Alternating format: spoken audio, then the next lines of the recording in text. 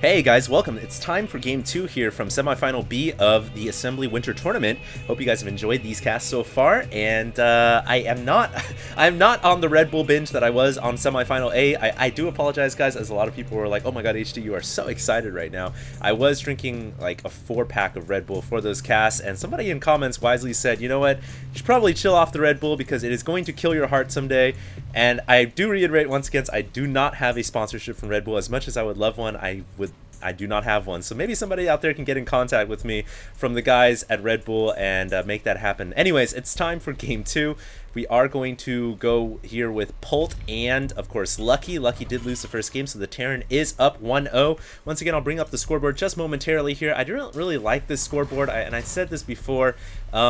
I'm actually thinking about implementing a different scoreboard. There's actually a lot of third-party programs out there on the interwebs where they can actually show you a really cool, sleek, nice designed scoreboard that doesn't get in the way, and it's very cool. And yeah, I might find something cool and show it for you guys in the next video or something like that. Just let me know what you guys think. So I'll bring that down for now, and we're gonna go ahead and approach this game. This is game 2. The map is Core Hall Compound. For those of you guys who are watching this video right now and scratching your heads and thinking, what map is this? This is actually a map that was introduced, I believe, in the ladder pool not too long ago for Blizzard. And it's a really nice map. I love the aesthetics of it, I guess you could say. It's a very artificial looking map, but at the same time it has a little bit of nature involved, as well as we have little patches of grass here that have a Tetris design as well.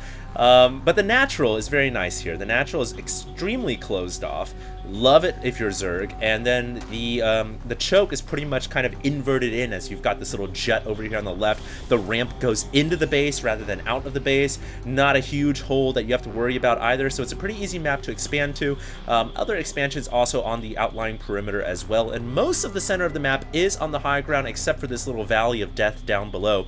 And you will see, as is indicated by the craters and explosions here, huge battles happening. So we'll have to see what happens here. Lucky is going to be able to bring his drone back home. That's always important. I mentioned this before in the last cast. You never want to let that drone get stuck inside the base if you can't help it. But another thing you can do actually is make it into an extractor, cancel it later on, and find out exactly what the Terran is doing. I think Lucky got a good beat though, because he saw the gas, and most likely, rather than not, we're going to have reactored Hellions coming out. Polt this time is going to be, look at that cute, he's going to go ahead and put his bunker outside the vision of the hatchery, but there is a drone there, and Lucky is totally prepared for that. It's highly unlikely that this bunker is going to come up, but the Marine's already here. Polt has a Marine here already, and the bunker is halfway done. I don't think that SCV will be able to finish it off, but the nice thing that the Terran is doing right now is he's keeping the drones away from mining. And wow, his bunker is still building, so those drones were not able to kill it off, but there are 8 Zerglings on the way, so rest assured, guys, Lucky's going to be able to hold this off, but I actually think 10 Zerglings is a bit of overkill here. But the thing is, he let the bunker come up, so he has to commit this many Zerglings, otherwise he is in danger of losing a lot of mining, and he has to bring the Zerglings out right now. The one Marine hops inside, very nice micro, and we're in store for the next couple of minutes of cute micro from both these players. The SCV even hopping inside, now hopping out to repair, and it will do that. Oh, he missed the opportunity to jump in right there. He should have, but he did not, and now the bunker comes down, so Lucky able to get that bunker out of the way.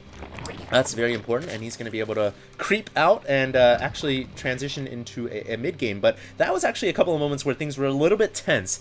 And I don't know if you guys play Zerg, you guys know exactly what I'm talking about. Even if you guys play Terran, you guys know what I'm talking about. Because if Polt had been able to keep that SCV and hop it out, repair a little bit, and then hop it in, he might have been able to kill off that Zergling pack. And if he was able to do that, well, he might have forced Lucky to build more Zerglings, and that's absolutely detrimental for the Zerg economy. So that was a lucky break for Lucky, no pun intended. And here we have some Hellions coming across the middle, and one of them will attack the Zealot Tower. Both of them will, as we have a pretty much deja vu opening here from both these sides, because remember, in the first game, which was on Daybreak, those Hellions were camped outside of the natural.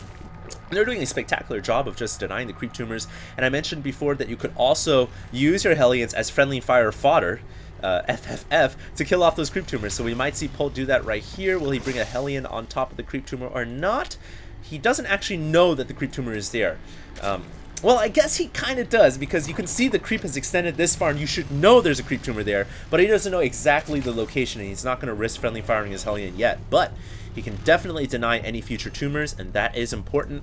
Meanwhile, back inside the main, what is Lucky up to? On the production tab, doesn't show much, actually. He's not mining gas much at all. Gonna go for a macro hatch inside the main, and I hope to God this time that he... I hope that he expands to the third, and soon rather than later, because like I said, he's not a Stefano. He can't just hold up one base, not one base, but two base on two base against a Terran forever. That is not going to be good for the long-term health of the Zerg. So very important here for Lucky to go ahead and grab that third sooner rather than later. He's got to get rid of the Hellions first, so that is his way of, I guess, opening the door, opening the pathway to getting to the third. So we'll see what he opts to do in that regard. He's placing the evolution chambers in a somewhat weird position, I feel like. If you're going to use evolution chambers, I'm a big fan of just putting it here and here. Helps a lot against Hellions, but Lucky is not going to do that. He's going to place it in the back of the main, the natural, excuse me, and Polt, meanwhile, back inside his own base. Going to go for a Siege Tanks upgrade, as well as Stim Pack. Does he have the Combat Shield upgrade researched yet? Not quite so. Meanwhile, his force is actually pretty small.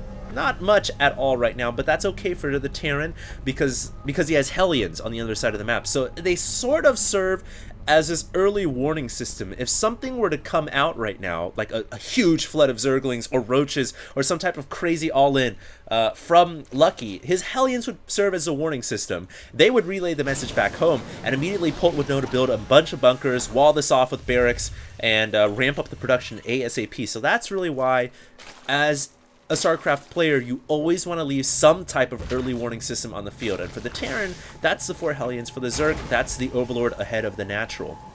We'll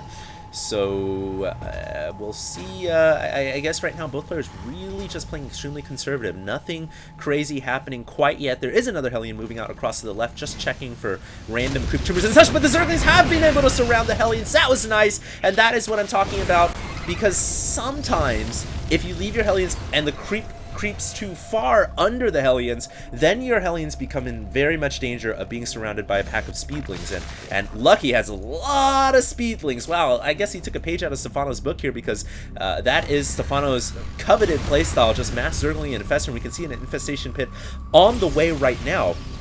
And that is an extremely popular style of just defeating the Terran player right up without any type of heavy units such as the Baneling, which really sacrifice themselves. You just go mass Zergling, mass Infestors. Is extremely efficient. All the minerals into the Zerglings, all the gas into Infestors, and at the very least here, Lucky has been able to push those Hellions away, and he's got control over his Xel'Naga Tower on the southern end of Core Hall Compound. He's also now spreading the creep tumorage down and getting that hatchery at the third. Thank the Lord. I was going to say that would have been very bad if he didn't get that third soon, but he did. And looking much, much better, I might add, than the last game. That's for sure. Tons of Zerglings, too. My goodness, how many Zerglings does he have? 89 Zerglings. I actually misread that for a second. 89 Zerglings on the field right now. It's just a complete Zergling army. No other units really to speak of, but I would imagine we're going to see Infestors very, very soon. Usually the timing for Infestors is right as soon as that upgrade hits the 40-second mark, because if you wait for the infestation pathogen glands to finish halfway, then you make your Infestors, then they'll come out with the upgrade already finished. So that's the timing you really want to hit, and we can see 4 Infestors on the way right now.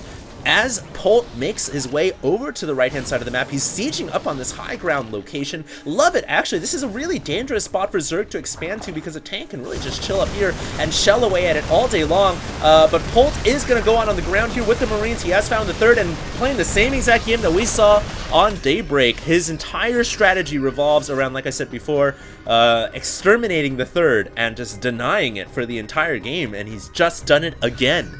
So Lucky is in all sorts of trouble now, because he really cannot keep up in production with the 2-base Terran, but he does have a lot of Zerglings. That's not something he had in the last game, and he might just surround this entire army. He will get the surround. Those Zerglings are 1-1 upgraded. 2-2 currently on the way, but they should be beefy enough to clear out these Marines and tanks. No, Lucky's gonna fall back. So that was at the end of the day, though, I still feel like Lucky won that battle because he killed off all the tanks, and that's really what you want to go for when you're playing Zerg against Terran. You want to kill off all those siege tanks, and Lucky did that quite admirably, quite well. So That, I think, was a victory for Lucky, but he did lose his third, so the end result, after you tally up everything and you kind of add it on onto your little pie chart, you realize that Polt is still ahead in this game.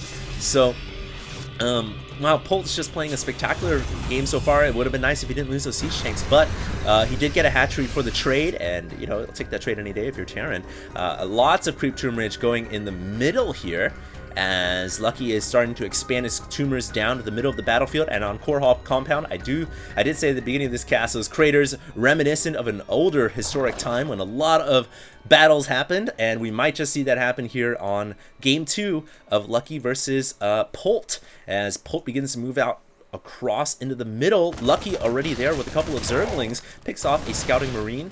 And is Polt preparing now to get that third up? Yes, he is. He's actually maneuvering his third command center up in the air, and he's going to go ahead and land it down over here on the left-hand side. There was some creep over there, some residual creep, as Lucky was using the Overlords to kind of deny that expansion, but the Overlord did go down. Now Lucky actually in a terrible position with his Infestors. He's on the low ground. Those siege tanks are going to siege up, and those Infestors better get out of there. They better scurry their way out of there for their lives, and they just barely got out of range of the siege tank fire just in time, and Lucky is very, very lucky for that. Now he may actually be able to take the third down. He is going to go ahead and run in here with all those Zerglings, thereby delaying the third once again.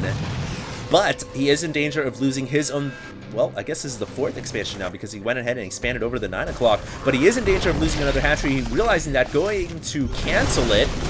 And Polt drops a comsat, picks off a couple of creep tumors. And Polt, I think, is in a fantastic position this game. Once again, just like the last one.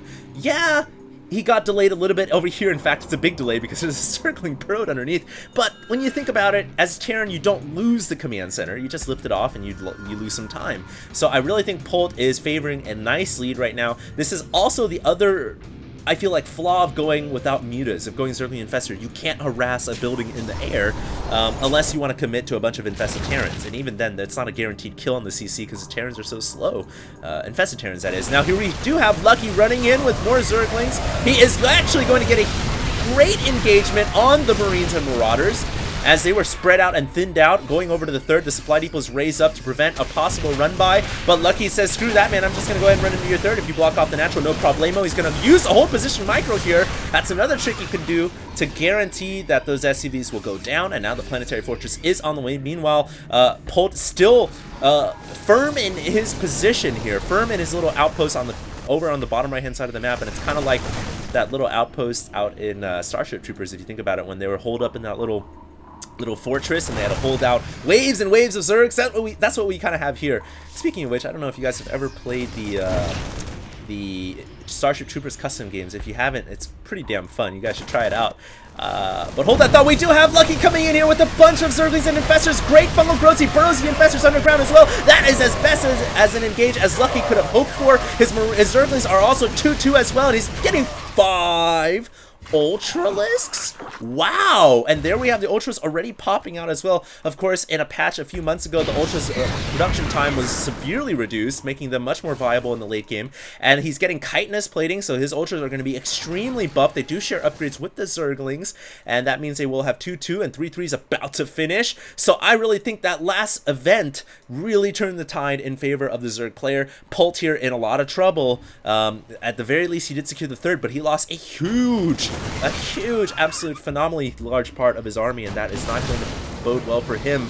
As this battle continues to rage on, Lucky now using the creep to his advantage, really speeding over to the 9 o'clock expansion. He gets a fungal on the Marines coming up the ramp, a secondary fungal as well. That Infestor has so much energy saved up, it's just been waiting there all day long for the eventual attack, and he paid off huge because he was able to whittle down those Marines and force the medevacs to use their energy. And now we have the stampede of Ultras coming in. I really think Lucky is just going to tear this apart. I don't know how Polt's going to be able to hold this off, but remember, Polt is the aggressor here. Lucky is the defender, so at the end of the day, Polt not immediately in danger of losing, but he realizes, you know what, it's just a doorstep away, as the Ultras are right there next to the Planetary Fortress, and Polt calls a GG. And I really think that turn of events happened right around here when there was this massive battle, and unfortunately for Polt, Lucky's entire army just went in, surrounded, and eradicated his tank line. That really, I think, was the swinging of the tides in favor of the Zerg, and Lucky was able to tie this up. Oh wow, ladies and gentlemen, it is tied up 1-1 apiece. That means we're going to go into game 3, and we will not have a blowout as we did in the last game, last series, excuse me. So that does mean Lucky or Polt will have a likely chance of going on to the grand finals to face off against Stefano, and that will be happening in the next video as game 3 is coming out. I'll see you guys in the next one. HD signing.